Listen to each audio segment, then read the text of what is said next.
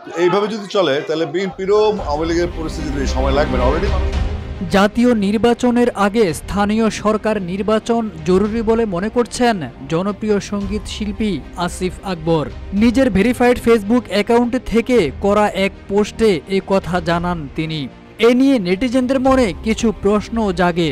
অনেকে মনে করছেন আসিফ আকবর বিএনপির একজন সমর্থক হয়েও জাতীয় নির্বাচন বাদ দিয়ে কিভাবে স্থানীয় সরকার নির্বাচন জরুরি বলে মনে করেন।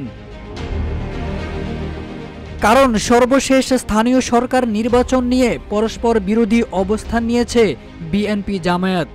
বিএনপি জাতীয় নির্বাচনের আগে অন্য কোনো নির্বাচন চায় না, আর জামায়াত আগে স্থানীয় সরকার নির্বাচন তারপর জাতীয় নির্বাচন চায়। বিএনপি জামায়াতের পরস্পর বিরোধী এই অবস্থানের মধ্যেও আসিফ আকবরের এমন মন্তব্য কিছুটা ভাবনার বিষয়। শুরুতেই স্থানীয় সরকার নির্বাচনের প্রয়োজনীয়তা সম্পর্কে আসিফ আকবর বলেন, এতে রাজনৈতিক সংস্কৃতির উন্নতি বোঝা যাবে, মানুষও উপকৃত হবে। পূর্বেও সঙ্গীত শিল্পী আসিফ আকবর বিভিন্ন সময় রাজনৈতিক বিষয় নিয়ে মন্তব্য করে আলোচনায় আসেন।